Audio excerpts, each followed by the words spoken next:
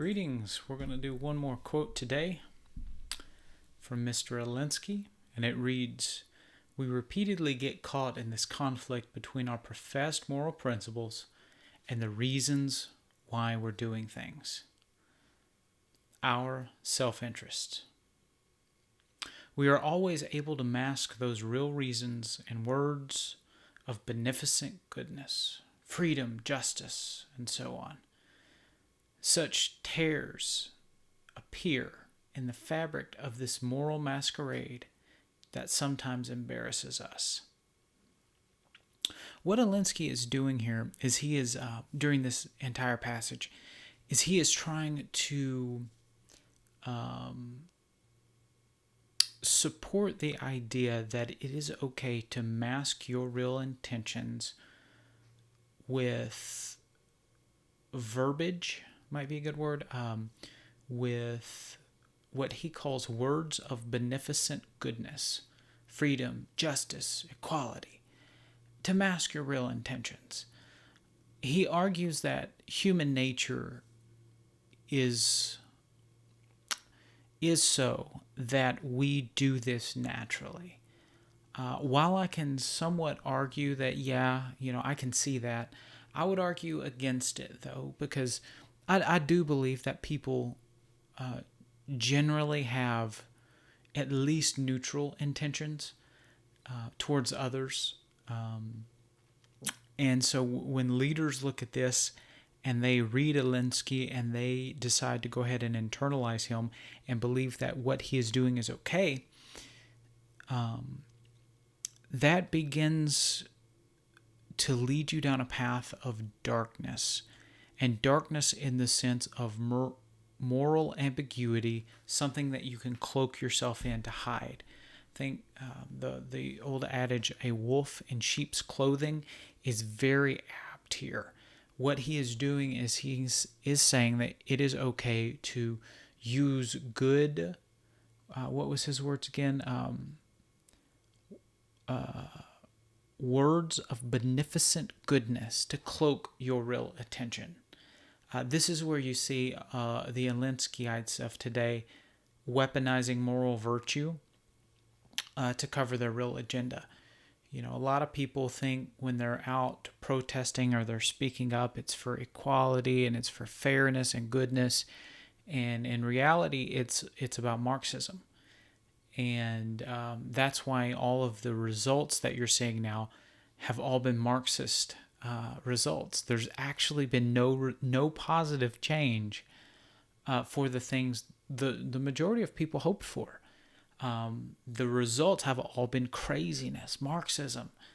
And I think that's starting to kind of jar some people awake, and I'm glad it is.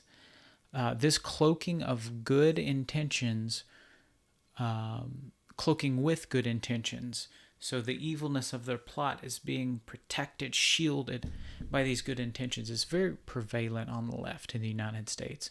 Probably the biggest problem with the right wing of the United States is they're very open about the reasons they support such things. A lot of, for example, on the right wing, you're going to see lots of people oppose illegal immigration.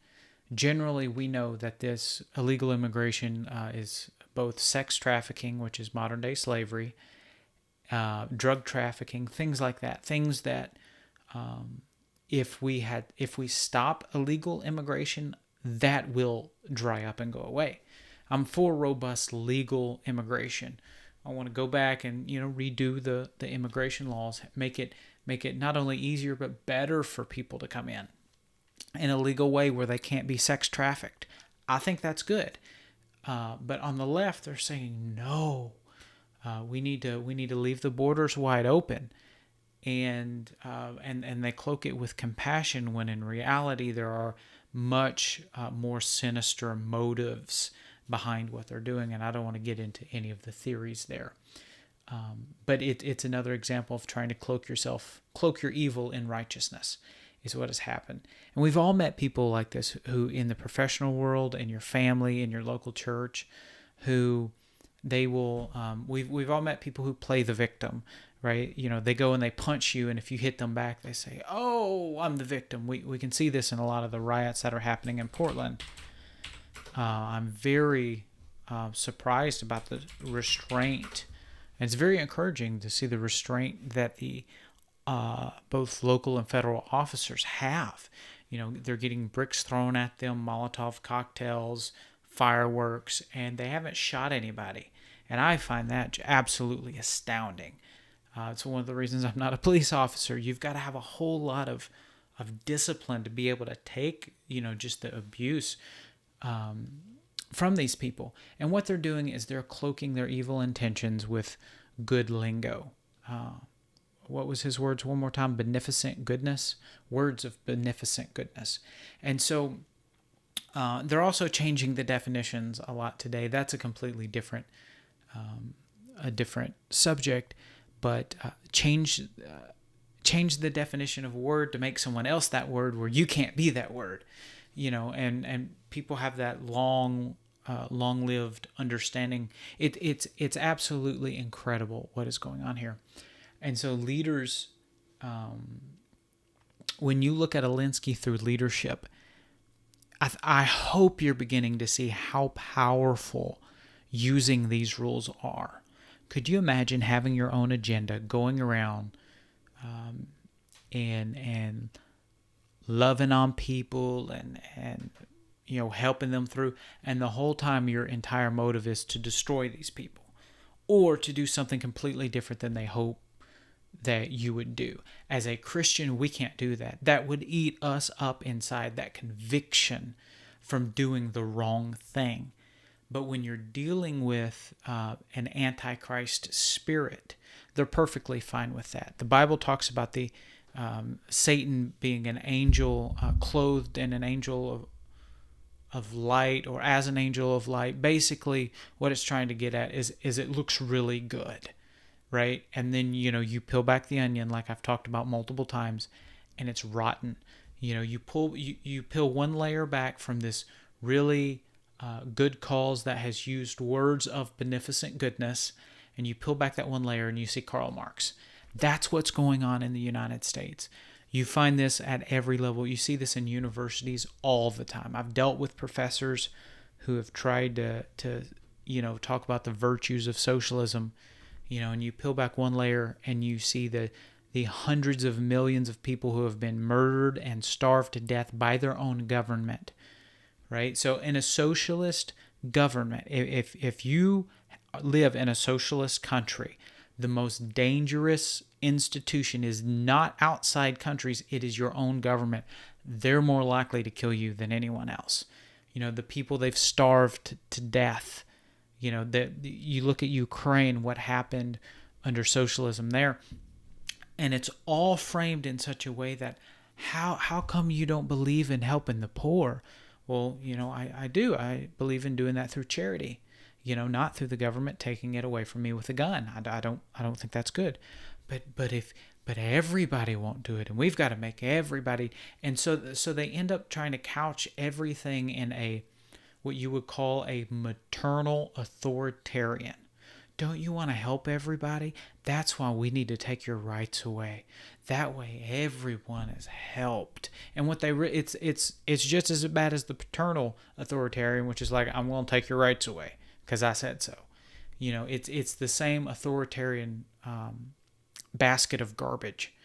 And we've got to be very careful about that as Christians and as Christian leaders, because we are going to be positioned sooner, hopefully not super soon, but in a position where we are going to have to start making some harder decisions than we could have had to make right now.